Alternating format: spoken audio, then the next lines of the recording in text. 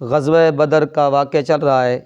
جس وقت مسلمان بدر کے مقام کے اوپر پہنچے تو جس جگہ پہ مسلمانوں نے پڑاؤ کیا ہوا تھا وہاں کیا تھی؟ ساری کی ساری ریت تھی اور ایک ہی پانی کا کنواں تھا جس کے اوپر مشرکین نے قبضہ کیا ہوا تھا۔ اور ایک تو مسلمانوں کے اوپر کئی پریشانیاں تھیں، ایک چلنا بھی دشوار، پھرنا بھی کیا ہے دشوار ہے، کیونکہ ساری کی ساری کیا ہے ریت ہے، اور نمبر دو پینے کے لیے وضو کے لیے پانی بھی نہیں ہے، اور جہاں پہ مشرکین نے پڑاؤ ڈالا ہوا تھا وہ کیا تھی؟ مٹی کیا تھی؟ سخت تھی۔ کیا تھی؟ سخت تھی۔ تو اس لیے اللہ رب العزت نے کیا کیا؟ اپنی قدرت کاملہ سے بارش برسا دی۔ جس وقت بارش برسائی تو ریت کیا ہو گئی؟ بیٹھ گئی، اور جس جگہ پہ مشرکین کا پڑاؤ تھا وہاں سارا کیا ہو گیا؟ کیچڑ ہی کیچڑ ہو گیا۔ کیچڑ میں چلنا کیا ہوتا ہے؟ مشکل ہوتا ہے، اور ریت جب بیٹھ جاتی ہے تو پھر کیا ہوتا ہے؟ آسان ہوتا ہے۔ پھر مسلمانوں نے کیا کیا؟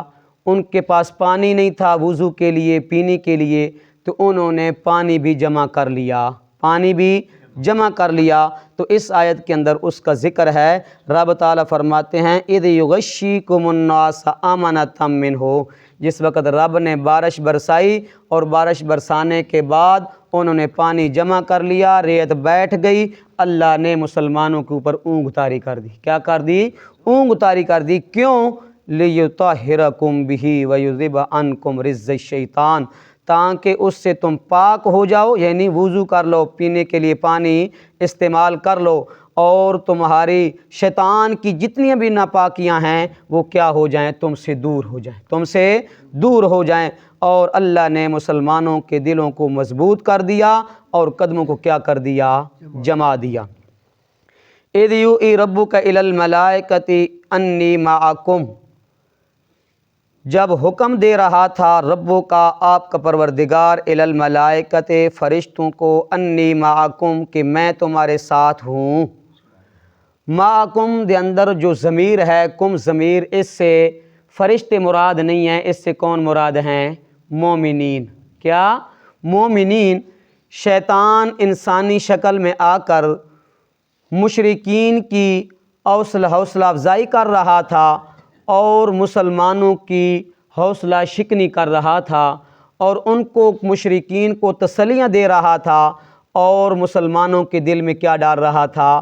بزدلی ڈال رہا تھا کہ آپ تعداد کے لحاظ سے بھی کیا ہیں؟ کم ہیں، آپ کے پاس ہتھیار بھی نہیں ہیں، ان کی تعداد بھی زیادہ ہے، ان کے پاس ہتھیار بھی کیا ہیں؟ زیادہ ہیں۔ تو اللہ رب العزت نے اپنے حکم کے مطابق فرشتوں کو حکم دیا کہ تم جاؤ اور مسلمانوں کو یہ بات کہہ دو کہ انی معکم، پریشان نہیں ہونا، میں تمہارے ساتھ ہوں۔ میں کیا ہوں؟ تمہارے ساتھ ہوں۔ نمبر دو، انی معکم، کیونکہ فرشتے مشرکین سے نہیں ڈرتے، مشرکین سے نہیں ڈرتے۔ انی معکم دوسرا مطلب ہے کہ اگر اس سے بالفرض والمحال کیا ہوں؟ فرشتے بھی مراد ہوں، تو رب تعالیٰ فرماتے ہیں جاؤ میرے فرشتوں، مسلمانوں کی مدد کرو، مسلمانوں کی تائید اور مدد کے ساتھ میں تمہارے ساتھ ہوں۔ میں کیا ہوں؟ تمہارے ساتھ مدد کروں گا۔ اس کا یہ مطلب نہیں ہے کہ فرشتے کیا کرتے ہیں؟ مشرکین سے ڈرتے ہیں۔ فرشتے مشرکین سے نہیں ڈرتے۔ فَثَبِّتُوا الَّذِينَ آمَنُوا، تاکہ مسلمانوں کے دل کیا ہو جائیں؟ مطمئن ہو جائیں اور ثابت قدم ہو جائیں، پاؤں جم جائیں۔ سَأُلْقِي فِي قُلُوبِ الَّذِينَ كَفَرُوا الرُّعْبَ فَاضْرِبُوا فَوْقَ الْأَعْنَاقِ وَاضْرِبُوا مِنْهُمْ كُلَّ بَنَانٍ، رب نے فرمایا تم تعداد میں کم ہو، اسلحہ آپ کے پاس نہیں ہے، لیکن میں کفار کے دل میں تمہارا رعب ڈال دوں گا، ان کے اوپر خوف طاری کر دوں گا، اور وہ تزلزل میں کیا ہو جائیں گے؟ آ جائیں گے، وہ آپ کا مقابلہ نہیں کر سکیں گے۔ فَاضْرِبُوا فَوْقَ الْأَعْنَاقِ، پھر ان کی گردنوں کو کیا کرو؟ مارو۔ وَاضْرِبُوا مِنْهُمْ كُلَّ بَنَانٍ، اور ضرب لگاؤ ان کی انگلیوں کے پوروں پر، انگلیوں کے پوروں پر۔ انگلیوں کا ذکر کیا، کیوں انگلیوں کا ذکر کیا؟ اس وجہ سے کہ ہتھیار اکثر پکڑا بھی کس سے جاتا ہے؟ انگلیوں سے۔ چلائی کس سے جاتی ہے؟ انگلی سے چلائی جاتی ہے۔ اس لیے کیا کیا؟ انگلی کے پوروں کا ذکر کیا۔ ذالک بانہم شاقوا اللہ ورسولہ، رب تعالیٰ فرماتے ہیں اس لیے ذالک اس میں اشارہ ہے، مشرکین کی طرف کیا کر رہا ہے؟ اشارہ کر رہا ہے۔ یہ اس لیے بانہم، انہوں نے شاقوا اللہ ورسولہ، اللہ اور اس کے رسول کی کیا کی؟ مخالفت کی ہے۔ کیا کی ہے؟ مخالفت کی ہے۔ وَمَن يُشَاقِقِ اللَّهَ وَرَسُولَهُ، اور جو اللہ اور اس کے رسول کی کیا کرتا ہے؟ مخالفت کرتا ہے نا، فَإِنَّ اللَّهَ شَدِيدُ الْعِقَابِ، اللہ کیا دیتا ہے؟ اس کو سخت عذاب دیتا ہے۔ کیا دیتا ہے؟ سخت عذاب دیتا ہے۔ سورۃ نساء ہے، یہی آیت اللہ رب العزت نے سورۃ نساء کے اندر ذکر فرمایا۔ ان کی حالت کیا تھی؟ لا خیر فی کثیر من نجواہم الا من امرہم بصدقۃ او معروف او اصلاح بین الناس، وہ رات کو مسلمانوں کے خلاف کیا کرتے تھے؟ منصوبے کرتے تھے، مشورے کرتے تھے، پراپوگنڈے کرتے تھے۔ رب تعالیٰ فرماتے ہیں ان کا کوئی مشورہ، اس کے اندر کوئی خیر نہیں ہے سوائے صدقہ اور نیکی کا کام کرنے اور لوگوں کے درمیان صلح کرانے کے۔ یہ تین کاموں کے علاوہ ان کے مشورے میں کوئی خیر ہی نہیں ہے، کوئی خیر ہی نہیں ہے۔ رب نے فرمایا کہ ان کو چاہیے تو یہ تھا کہ وہ مسلمانوں کی خیر خواہ بنتے، ان کے اوپر کیا کرتے؟ احسان کرتے اور لوگوں کے درمیان کیا کراتے؟ صلح کراتے، لیکن یہ خود کیا کر رہے ہیں؟ ان کے درمیان پھوٹ ڈال رہے ہیں۔ کیا ڈال رہے ہیں؟ پھوٹ ڈال رہے ہیں۔ یہ کیسے واقعہ پیش آیا؟ ایک چور تھا طمع، کیا تھا؟ ایک چور تھا طمع، اور انہوں نے مشورہ رات کو کیا کہ فلاں جو یہودی ہے نا، اس کی ذمہ کیا لگانی ہے؟ چوری لگانی ہے۔ کیا لگانی ہے؟ چوری لگانی ہے۔ تو اللہ رب العزت نے فرمایا میرے پاک پیغمبر یہ رات کو مشورے کر رہے ہیں کہ فلاں کے ذمے کیا لگانی ہے؟ چوری لگانی ہے، ان کے مشورے میں کوئی خیر نہیں۔ پھر امام الانبیاء صلی اللہ علیہ وسلم کے پاس آ کے جھوٹی قسمیں اٹھائیں، جھوٹی قسمیں اٹھائیں۔ وَأَقْسَمُوا بِاللَّهِ جَهْدَ أَيْمَانِهِمْ وَأَقْسَمُوا بِاللَّهِ جَهْدَ أَيْمَانِهِمْ، پختہ قسمیں اٹھائیں کہ اللہ کے رسول ہم چور نہیں ہیں، ہم آپ کے ساتھ ہیں۔ کیا ہیں؟ ہم آپ کے ساتھ ہیں، ہم آپ کو ماننے والے ہیں، اللہ کو ماننے والے ہیں۔ رب تعالیٰ فرماتے ہیں قُل لَا تُقْسِمُوا طَاعَةٌ مَعْرُوفًا، تم قسمیں نہ اٹھاؤ، تمہاری چالوں کا ہمیں پتہ ہے، تمہاری چالوں کا کیا ہے؟ ہمیں پتہ ہے۔ پہلے سے ہمیں کیا ہے؟ پتہ ہے کہ تم چکنی چپڑی باتیں کر کے ہمیں دھوکے میں ڈالنا چاہتے ہو۔ منافق کی یہ پہلی علامت ہے کہ وہ کیا کرتا ہے؟ جھوٹی قسمیں اٹھاتا ہے۔ کیا کرتا ہے؟ جھوٹی قسمیں اٹھاتا ہے۔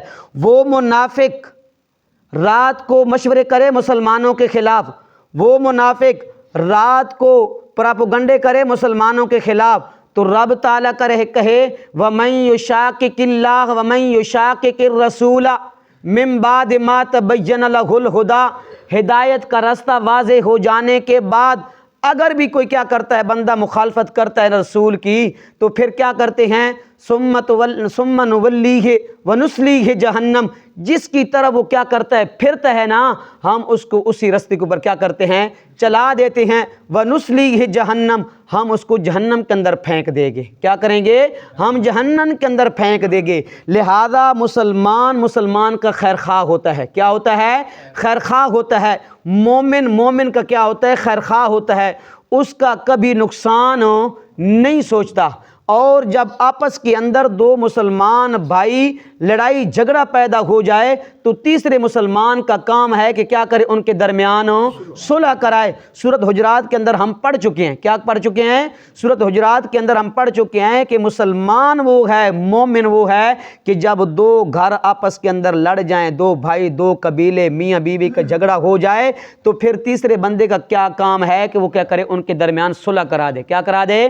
صلح کرا دے۔ ہماری حالت یہ کیا ہے کہ ہم ایک کے کندھے لگ جاتا ہے، دوسرے کے کندھے لگ جاتا ہے، آپس کے اندر کیا کرتا ہے؟ ان کو لڑاتا ہے۔ کیا کرتا ہے؟ اور فساد برپا کرتا ہے۔ کیوں؟ اس لیے کرتا ہے کہ اگر یہ دو بھائی آپس میں ایک ہو گئے تو پھر میری جگہ یہاں پہ نہیں ہے، میری جگہ یہاں پہ نہیں ہے۔ تو اس لیے رب تعالیٰ فرماتے ہیں جو بھی اللہ اور اس کے رسول کی مخالفت کرے گا تو ہم کہاں پھینکیں گے اس کو؟ جہنم کے اندر، اور سخت عذاب دیں گے۔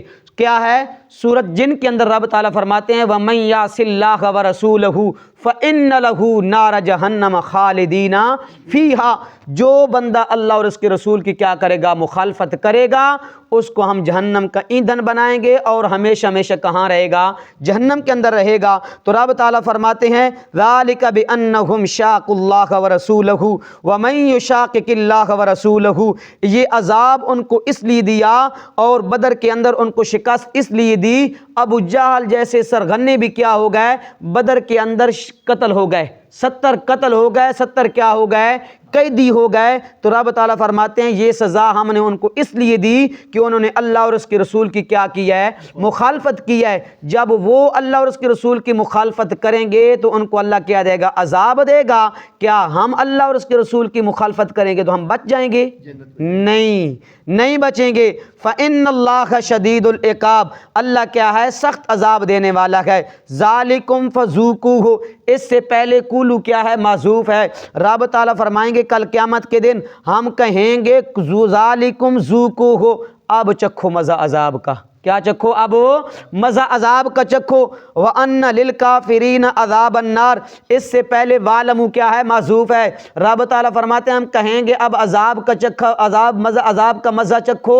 وَاعْلَمُوا، اور جان لو، وَأَنَّ لِلْكَافِرِينَ عَذَابَ النَّارِ، کافروں کے لیے رب نے دوزخ کا عذاب تیار کر رکھا ہے۔